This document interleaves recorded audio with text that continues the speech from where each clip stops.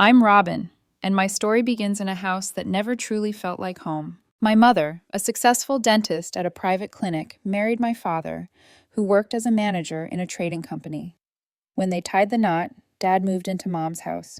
I came along a year later, and for a while, everything seemed perfect. One day, Dad came home early, his face twisted in anger. "I quit," he announced, throwing his briefcase onto the couch. "That damn boss can find someone else to push around." Days turned into weeks, and weeks into months.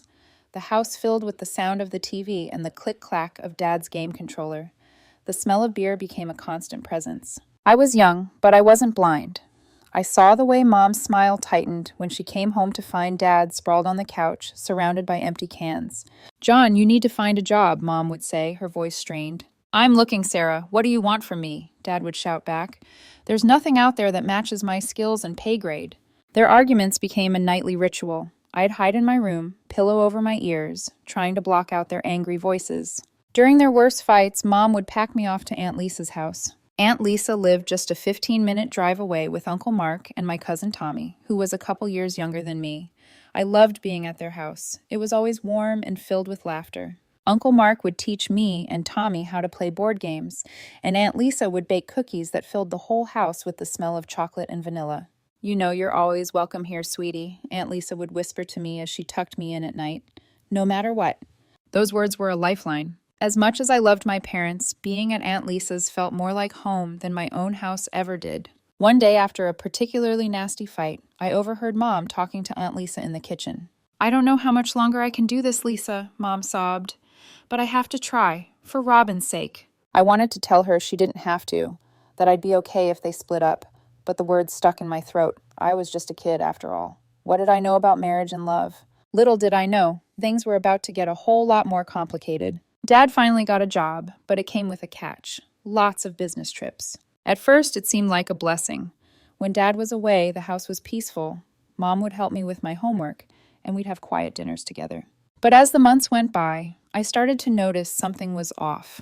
The way Mom's face would tighten when Dad called to say he'd be away for another week. The hushed phone conversations she'd have with Aunt Lisa when she thought I couldn't hear. I was barely 8 when my world came crashing down. It was a quiet Tuesday afternoon, and Mom was helping me with my math homework when the doorbell rang. I remember the confusion on her face as she opened the door to a man I'd never seen before. "Mrs. Thompson, I'm Robert Hanson, John's boss," the man said, his voice tight with anger. I watched from the stairs as Mom led him into the living room. Their voices were hushed, but I could hear the tension in every word. "I'm sorry to be the one to tell you this," Mr. Hanson said, "but your husband has been having an affair with my wife." The silence that followed was deafening. I saw Mom's hands start to shake. That's impossible," she whispered. "John's been on business trips." Mr. Hanson pulled out an envelope. "I'm afraid not. These are photos of them together. The dates, well, they match up with some of his supposed business trips." I couldn't see the photos from where I was, but I saw Mom's face crumple as she looked at them. Mr. Hanson's voice softened slightly. "I'm divorcing my wife. I thought you deserved to know the truth. Do with this information what you will." After he left, I found Mom sitting on the couch, tears streaming down her face. When she saw me, she quickly wiped her eyes. "Robin, honey, I need you to go stay with Aunt Lisa for a few days, okay?" Her voice was shaky, but she tried to smile. "Mom and Dad need to have a serious talk." I nodded, not knowing what else to do. As Aunt Lisa drove me to her house, I couldn't shake the image of Mom's tear-stained face from my mind. Days passed, and finally Mom came to pick me up. Dad wasn't with her. "Where's Dad?" I asked as we drove home. Mom's knuckles whitened on the steering wheel. "Dad and I were going to be living apart for a while, sweetheart. We're getting a divorce." I felt a mix of relief and sadness wash over me. For a while, it seemed like things might get better. Mom and I settled into a new routine, just the two of us. But then everything changed again. It started with Mom feeling tired all the time. Then came the day she found a lump. I remember sitting in the doctor's office, holding Mom's hand as the doctor said the word that would change our lives forever. "Cancer." "We'll fight this, Robin," Mom said, her voice stronger than I'd ever heard it. "Together." But we weren't alone for long, because just when I thought I'd seen the last of him, Dad came waltzing back into our lives. "I've changed," he said, standing on our doorstep with a bouquet of flowers. "I want to be here for you both." I wanted to slam the door in his face, but Mom let him in. She was too tired, too scared to fight anymore. Life took on a surreal quality after Mom's diagnosis. Our once orderly home became a whirlwind of doctor's appointments, chemotherapy sessions, and Dad's attempts at playing caretaker. I quit my job, Dad announced one day, puffing out his chest like he deserved a medal. Someone needs to take Sarah to her treatments and look after you, Robin. I wanted to believe him. I really did.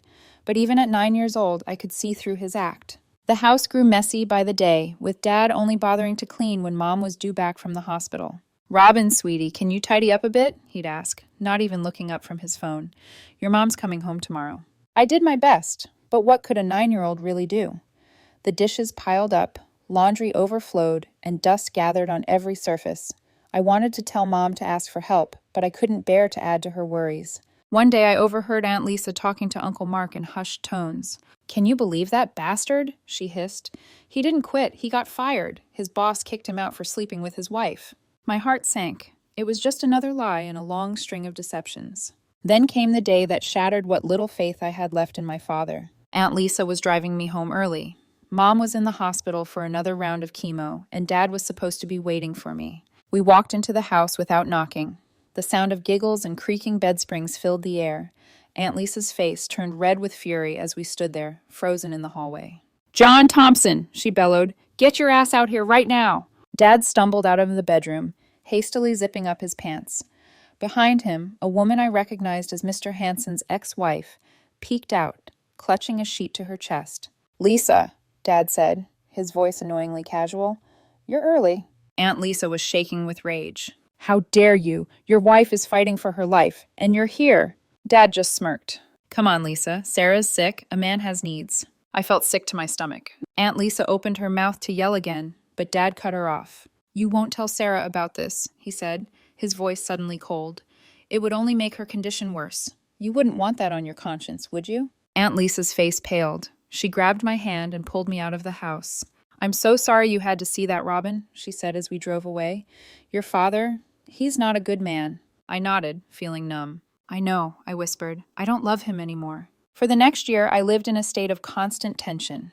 I'd go to school pretending everything was normal. I'd visit Mom in the hospital, holding her hand and telling her about my day, carefully omitting anything about Dad. And then one cold autumn morning, the call came. Mom was gone. I felt like I was drowning, gasping for air in a world that suddenly made no sense. Aunt Lisa held me as I sobbed, while Dad just stood there, looking almost relieved. The day we buried Mom was the hardest of my life. I stood there numb and hollow as they lowered her casket into the ground. Dad put on quite a show, sniffling and dabbing at his eyes with a handkerchief. A week after the funeral, we met with Mom's lawyer. I sat there picking at a loose thread on my black dress as the lawyer cleared his throat and began to read. To my beloved daughter Robin, he said, I leave all my worldly possessions, including our family home, and all my savings. The room went dead silent. I looked up, confused, to see Dad's face turning an ugly shade of purple. What the hell? He exploded. That can't be right. I'm her husband. The lawyer adjusted his glasses. I'm afraid it's all very clear, Mr. Thompson. Your daughter inherits everything. She'll be able to manage the property from the age of 18. Dad whirled on Aunt Lisa, who was sitting beside me. You, he snarled. You put her up to this, didn't you? Poisoned her against me. Aunt Lisa just looked at him, her eyes cold. Sarah knew you, John. She knew you better than you think. We left the office with Dad still ranting. For the next few days, he barely looked at me, like I was the one who had betrayed him. But I was too lost in my grief to care. 3 months crawled by. I was sitting in my room one afternoon, flipping through an old photo album, when I heard unfamiliar laughter from downstairs. Curious, I crept down to find Dad in the living room with a woman I recognized all too well, his mistress, Mr. Hansen's ex-wife. Robin, Dad said, his voice falsely cheery. Come and meet Candy. She's going to be living with us now. Candy gave me a wide fake smile. Hi, sweetie. You should call me Mom from now on, okay? I felt like I'd been punched in the gut. She is not my mother, I spat out. Over the next few days, Candy went on a rampage through our house. I watched helpless and furious as she packed away all of Mom's photos, her knickknacks, everything that made the house feel like home. We need to make room for our new family, she chirped, ignoring my glare as she shoved another box of Mom's things into the attic. I retreated to my room, clutching the few photos of Mom I'd managed to save. As I sat there, surrounded by the last remnants of my mother's presence, I made a silent promise. I won't let them erase Mom. Life in what used to be my home became increasingly unbearable. Dad and Candy settled into a lifestyle of lazy indulgence that made my stomach turn. They never worked a day, content to live off the rent from Candy's apartment and the monthly allowance that came into my account. Money Mom had left for my care. "See, Robin," Dad would say, sprawled on the couch with a beer in hand. "This is the good life. No need to work ourselves to death like your mother did." Candy was no better. She'd spend hours online shopping, boxes of clothes and makeup arriving almost daily. "We deserve nice things," she'd say, modeling yet another new dress. Meanwhile, I was growing out of my clothes, my shoes falling apart. When I'd ask for money for new ones, Dad would scowl. "Christ, Robin, do you ever stop growing? Do you know how expensive it is to raise a teenager?" They'd go on lavish vacations, leaving me behind with Aunt Lisa and Uncle Mark. Part of me was relieved to escape the toxic atmosphere at home, but another part felt the sting of rejection. As my 16th birthday approached, I realized I couldn't rely on Dad for anything anymore. I needed my own money, my own independence. That's when I saw the Help Wanted sign in the window of Joe's coffee shop. That first shift was brutal. My feet ached, my arms burned from carrying trays, and I went home smelling like coffee grounds and dish soap, but I felt a spark of pride I hadn't experienced in years. When I got my first paycheck, I almost cried. It wasn't much, but it was mine. I'd earned it. "What's this?" Dad asked one day, noticing my new phone. "Where'd you get the money for that?" "I got a job," I said, bracing for his reaction. He snorted. "A job? What do you need a job for? We provide everything you need." I bit back a bitter laugh. They provided the bare minimum, spending most of my money on themselves, but I just shrugged. I wanted some extra cash. As the months went by, I worked every shift I could get. I saved every penny, hiding the money in a locked box under a loose floorboard in my room.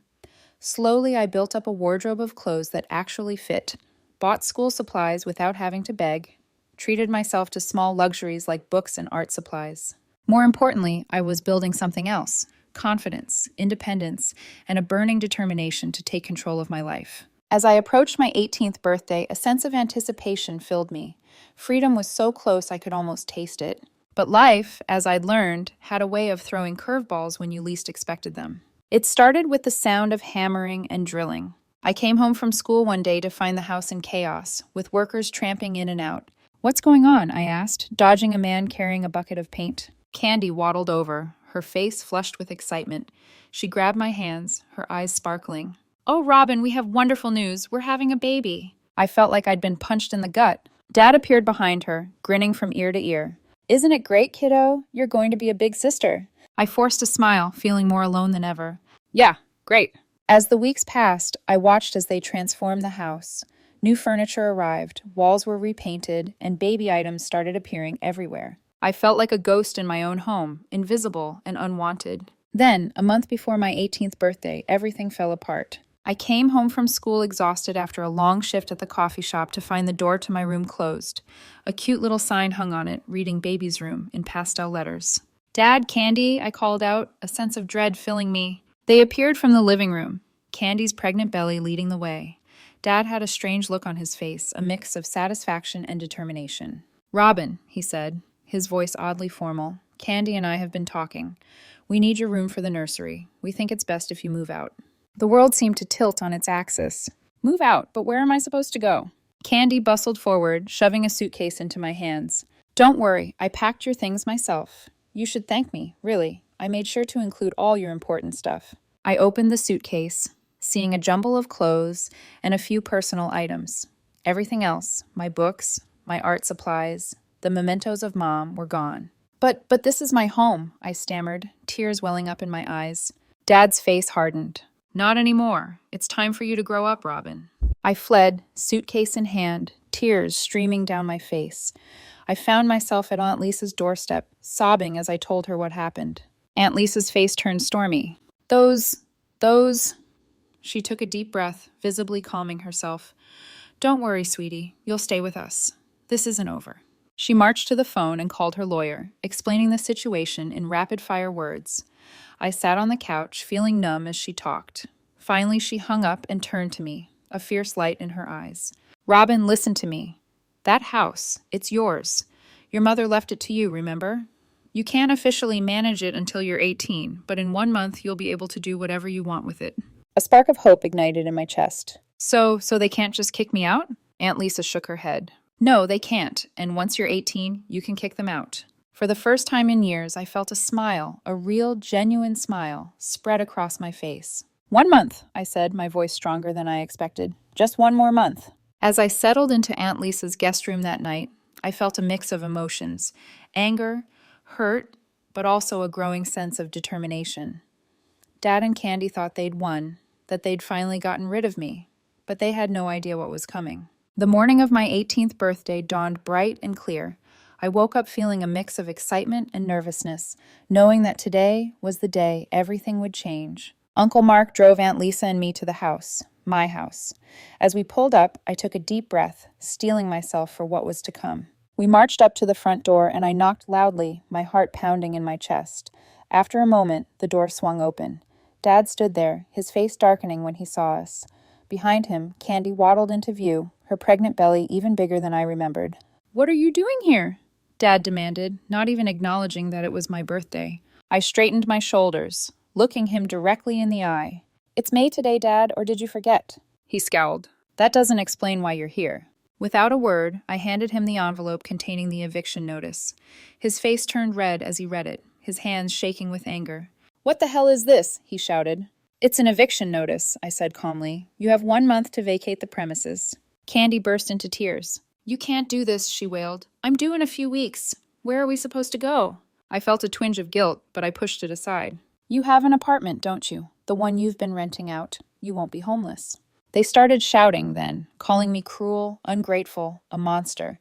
I stood my ground, Aunt Lisa and Uncle Mark flanking me supportively. "We're not leaving," Dad yelled. This is our home." I stepped forward, pushing past them into the house. "No, it's not. It's my home. And if you won't leave voluntarily, I'll have no choice but to involve the police." Dad sputtered. "I put money into this place, all the renovations."